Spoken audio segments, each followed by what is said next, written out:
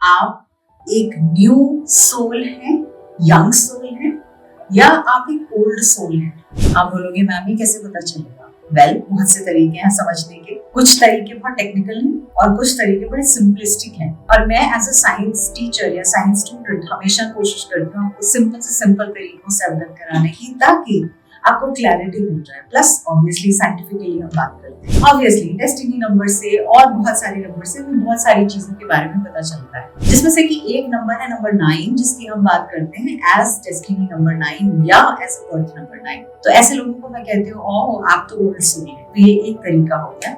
इसके अलावा हम नक्षत्र राशि को देखते हैं, इसके अलावा हम बर्थ चार्ट को देखकर समझते हैं, और ऑब्वियसली कुछ ट्रेड्स तो ऐसे होते ही हैं जो ओल्ड सोल के होते हैं। तो आप किस तरह की सोल हैं? आज की वीडियो बहुत इंटरेस्टिंग होगी बिकॉज आज हम इसी विषय पर चर्चा करेंगे। I'm a mother, teacher, guide and a friend, and these are my life lessons.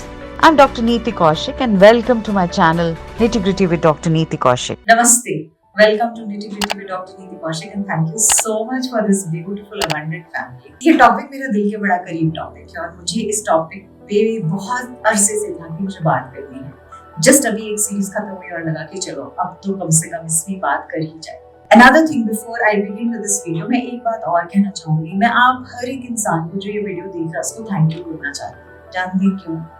आपको नहीं पता जाने अनजाने में किस तरह से आपने इस चैनल में मेरी मदद की। जानते हैं हर एक उस इंसान तक पहुंचना जिसको शायद इस टाइम मेरी वीडियो की जरूरत थी।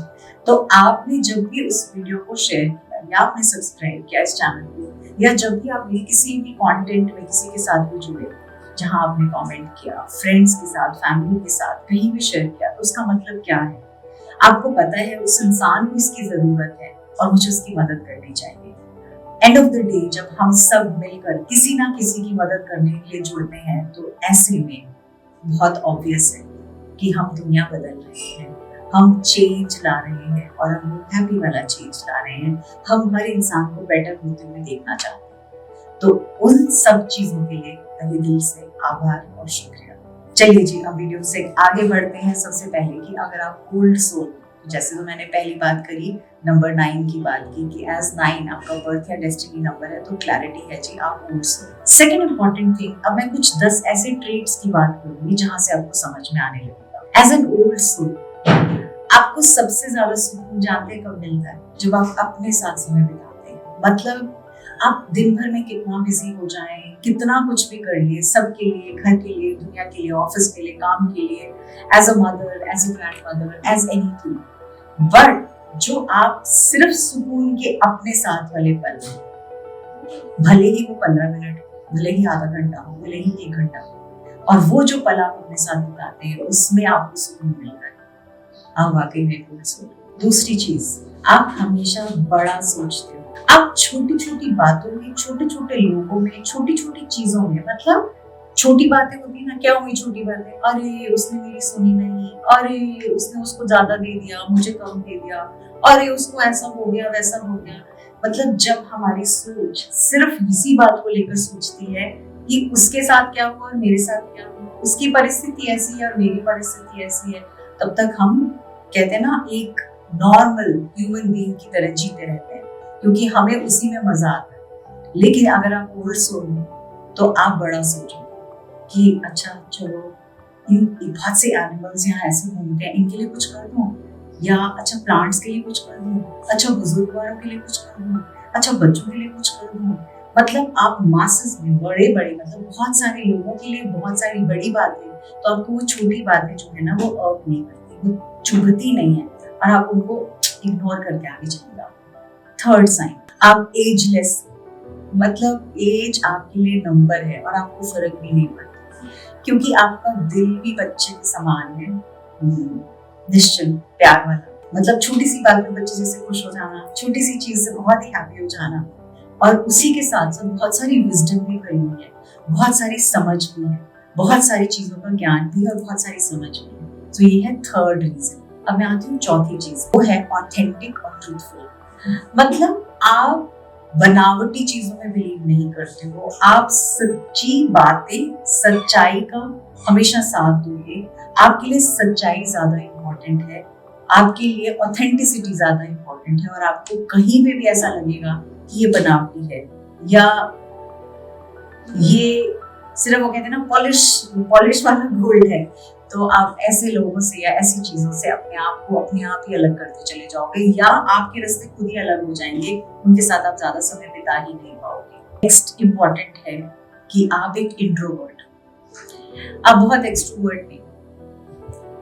ठीक है, आप लोगों से मिलते हो, बात करते हो सब है, लेकिन आप एंड ऑफ द डे, जैसे मैंने कहा था ना, खुद के साथ समय बिताना चाहते हो, तो आप अगर एक ग्रुप में भी होगे ना, तो आप चुप बैठे होगे या तो ऑब्जर्व कर रहे होगे या अपने किसी उस थॉट में होगे कि मुझे अब नेक्स्ट क्या है या मैं किस तरह से इस जगह को चेंज कर सकता हूँ। या जैसे आप ग्रुप में बैठे हैं, बातें चल रही हैं और आपका ध्यान उन बातों में नहीं होगा, आपका ध्यान ये होगा कि अच्छा यहाँ पे अरे इस पौधे को पानी नहीं मिला, और आपके मन में आ रहा होगा अच्छा मैं किसी बहाने से गिलास पानी को उठा के डाल देता हूँ, बेचारे को पानी मिल जाएगा। मतलब आपका थॉट ही कुछ और है, आप कुछ और ही सोच रहे हो।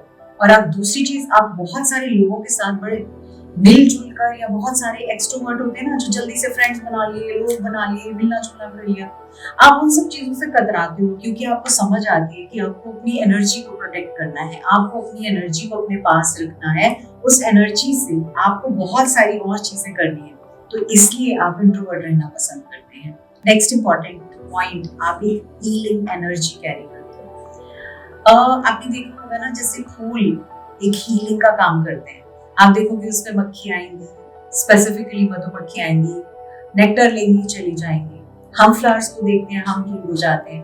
ह्यूमन बीइंग्स हो, एनिमल्स हो, बर्ड्स हो, इंसेक्ट्स हो, फ्लाइज हो, सब कोई उससे फ्लावर से हील होते हैं। तो फ्लावर की एनर्जी क्या है? एक हीलिंग एनर्जी है। इस तरह से एज एन ओल्ड सोल जितने लोग आपसे इन टच आते हैं किसी भी तरह से, वो आपसे थोड़ी देर बात करके, थोड़ी देर आपको सुनकर, थोड़ी देर आपका साथ बिताकर अपने आप को बहुत हील्ड मानते हैं और फील करते हैं। नेक्स्ट इंपॉर्टेंट पॉइंट बहुत ज्यादा इंपॉर्टेंट है कि आप हमेशा एक चीज के लिए तत्पर रहते हो, और वो है आपकी खुद की पर्सनल ग्रोथ और spiritual growth. As a person आप कैसे इवॉल्व हो सकते हैं, यानी आपके लिए उम्र सिर्फ एक नंबर है। आप कभी भी ये नहीं सोचोगे कि अच्छा अब क्या, अब तो मतलब नौकरी से आ गए, थक गए, अब टीवी के सामने रिमोट चला लिया, पैर पसार लिए, बैठ गए और ऑर्डर देना शुरू कर दिया, कुछ आ जाए खाने के लिए तो ठीक है, अखबार ला दो, कुछ खाने को ला दो, थक गया मैं तो पूरे दिन काम करके, या थक गई मैं तो पूरे दिन काम करके,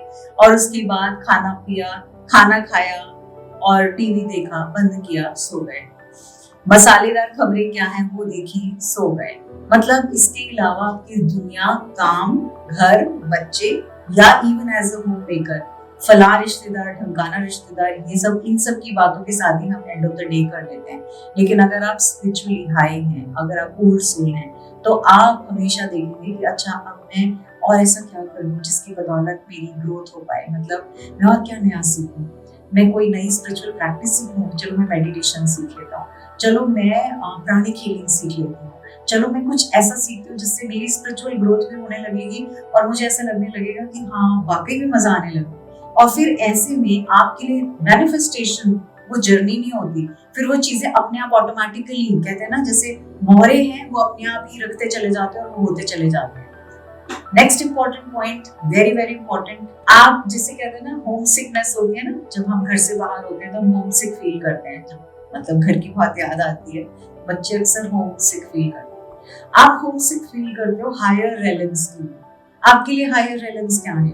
आपके लिए हायर रेलम्स है नेचर, आपके लिए हायर रेलम क्या है? मेडिटेशन, आपके लिए हायर रेलम क्या है? जस्ट सिटिंग एंड विजुअलाइजिंग, आपके लिए हायर रेलम क्या है? Spending time with may be a creature, may be animal, may be plant.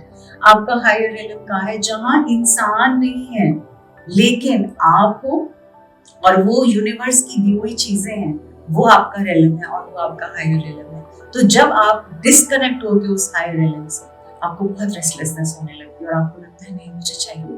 तो जैसे इंसान कहते हैं 10 दिन में मुझे नेचर चाहिए, मुझे खेतों के पास जाना है, या मुझे पेड़ के पास जाना है, मुझे पानी चाहिए, मुझे पानी के पास, ऐसी वाली आपकी फीलिंग्स आने लगते हैं और आप उनके बिना बिल्कुल होमसिक हो जाते हो। इंटेलिजेंस, आपके अंदर एक हायर लेवल ऑफ इंटेलिजेंस होती है। जैसे कि आपने कुछ सोचा कि अच्छा इसका सॉल्यूशन चाहिए, तो आप बहुत घंटे नहीं बिताते हो सोचने में कि क्या सॉल्यूशन होगा।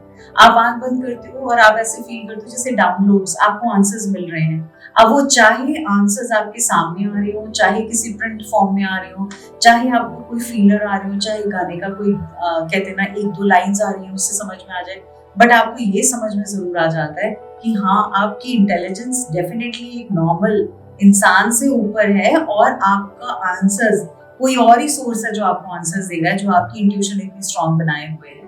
और last but not the least, जो कहते हैं ना दुनिया की प्रॉब्लम्स हैं, जो छोटी छोटी प्रॉब्लम्स हैं जिनको दुनिया बहुत बड़ी प्रॉब्लम्स मान के चल देती है, वो प्रॉब्लम्स के आंसर्स आपको ऐसे लगता है ऑब्वियस से आंसर्स है, मतलब ये कोई प्रॉब्लम थोड़ी है, ये तो ठीक है, आप इसका नजरिया चेंज कर दो तो प्रॉब्लम सही हो जाएगी। तो आपके लिए वो प्रॉब्लम नहीं होती और उसके आंसर्स भी बड़े क्विक और स्पेसिफिक आंसर्स होते हैं और बहुत जल्दी से आप उनमें से निकलने के रास्ते भी बता पाते हैं। और चलते चलते आपके लिए स्पिरिचुअल कॉन्सेप्ट्स को समझना, स्पिरिचुअलिटी को समझना मुश्किल नहीं है। It's like back of your palm, आपने समझा पढ़ा और आप एक बार में आ गए, या आपने कुछ सुना और समझ में आ गया, क्योंकि आप ऑलरेडी बहुत सारे लेसन्स, बहुत सारे पास्ट लाइफ टाइम्स में क्लियर से मतलब सीखते हुए आए हो। तो इसलिए आपको वो ना एफर्ट नहीं देना पड़ता किसी भी चीज को बड़े ध्यान से या कई बार प्रैक्टिस करके समझने में, क्योंकि आपके लिए जैसे मैंने कहा ना, it's just like back of your palm. तो आप उन चीजों को ऐसे लगता है हाँ ये आता है, या ये देखा है, या ये सीखे हुए हैं, या ये समझ में आ गया। सो ये हो गए कुछ सिम्टम्स और कुछ सिंबल्स जहां से हम समझ सकते हैं कि आप एक ओल्ड सोल। और अब आप बोलोगे मैम अगर हम यंग सोल हैं तो, अगर आप यंग सोल हो तो आपको दुनिया के साथ समय बिताने में मजा आता है। आपको मतलब इधर से उधर, उधर की इधर लोगों के साथ, जब तक आपको लगेगा लोग नहीं है तो आप जी नहीं पाओगे। आपको लगेगा मुझे चाहिए चाहिए चाहिए चाहिए, बहुत से लोग चाहिए, या फिर आपको बहुत सारे समय something or the other which is always keeping your mind occupied and activated in order to gain more karmas। जैसे बहुत सारे और कर्म करने हैं और बहुत सारे और कर्म करते हुए आपको लाइफ जीनी है और उन कर्मास को सीखना है। जैसे कहते हैं ना, अगर आपको फुटबॉल खेलनी है तो आपको मैदान में उतरना पड़ेगा ना। अगर आप एक फुटबॉल खेले हुए हैं 2 जन्म 3 जन्म तक, तो आपको समझ में होगा कि है, मुझे पता है और मैं बहुत जल्दी से सीखते हुए बहुत जल्दी से आगे निकल सकता हूँ। बट अगर आपको खेलनी है तो आपको मैदान में उतरना पड़ेगा। आप 2-1 बार गिरेंगे भी, आप 2-4 बार गोल भी करेंगे, 2-4 बार मैच हारेंगे भी, तो यानी आप वो प्रोसेस से निकलेंगे बार बार, तब जाके आपको समझ में आएगा ओह now I have learned a lesson. तो एज एन ओल्ड सोल आप वो लेसन लर्न करके आए होते हैं और एज ए यंग सोल आप वो लर्न कर रहे होते हैं। हाँ, अगर आप चाहते हो कि मैं एक और वीडियो बनाऊं जिसमें मैं यंग सोल्स के क्या क्या तरीके हैं जिससे समझ में आएगा कि आप एक बिल्कुल यंग सोल हैं, मैं उसके बारे में भी बना दूंगी। आप कमेंट कर दीजिएगा। I look forward to that. Thank you so much and I wish you all the very best. Share with anyone who may need it and who may get benefited through it. Because अगर आप एक old soul हैं तो आप परेशान कभी भी मत होना, क्योंकि आपका पर्पस एक बड़ा पर्पस है। छोटा पर्पस के लिए आप नहीं भेजे गए हैं। Namaste, thank you so much. Lots and lots of love and God bless you.